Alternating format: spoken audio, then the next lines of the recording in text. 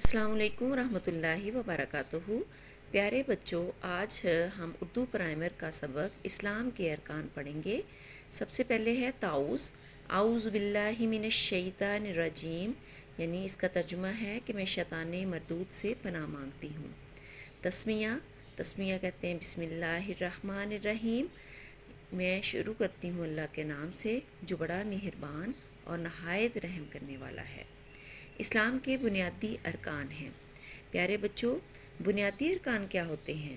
کہ اسلام کی جو عمارت ہے وہ ان اراکین پر مشتمل ہے، یعنی ان اراکین پر کھڑی ہے۔ جیسے ہم جو ہماری اگر مکان کی عمارت مضبوط ہوگی تو وہ دیر پا جو ہے مکان ہمارا تعمیر رہے گا، لیکن اگر اس کی جو بنیاد ہی ٹھیک نہیں ہوگی تو وہ گر جائے گا۔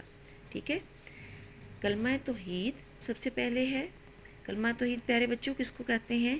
جب ہمارے مسلمان اور غیر مسلم میں فرق کی جو ہے وہ ہم کلمہ توحید پر ایمان لاتے ہیں اور وہ اس پر نہیں لاتے۔ جب ہم کسی غیر مسلم کو مسلمان کرتے ہیں تو سب سے پہلے اسے کلمہ پڑھاتے ہیں، ایسے ہی ہے نا۔ پھر اس کے بعد ہے نماز، یعنی صلاۃ جو ہے۔ اب ہمارے جو 5 نمازیں فرض ہیں اور نماز کی کوئی بھی معافی نہیں ہے، یعنی مسلمان اور کافر کے درمیان جو ہے وہ نماز کا فرق ہے، نماز فرق کرتی ہے مسلمان اور کافر کے درمیان۔ پھر اس کے بعد ہے زکوٰۃ۔ زکوٰۃ جو ہے وہ صاحب حیثیت مسلمان پر فرض ہے، یعنی اللہ تعالیٰ نے مسلمانوں کے مال میں سے کچھ حصہ جو ہے وہ اپنے جو غریب مسلمان بھائی ہیں ان کے لیے رکھ دیا گیا ہے۔ تو زکوٰۃ دینے سے مال جو ہے وہ پاک ہو جاتا ہے۔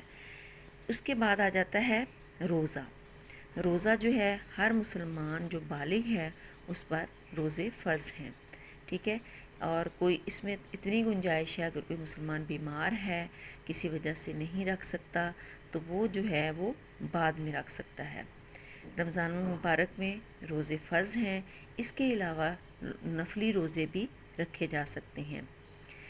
حج جو ہے ہر مسلمان جو صاحب استطاعت رکھتا ہے، یعنی اس کے پاس اتنے مال و دولت ہے کہ وہ اللہ کے گھر تک کی اسے رسائی حاصل ہے تو پھر وہ حج ضرور کرے، ٹھیک ہے۔ حج اس پہ واجب ہو جاتا ہے، فرض ہو جاتا ہے۔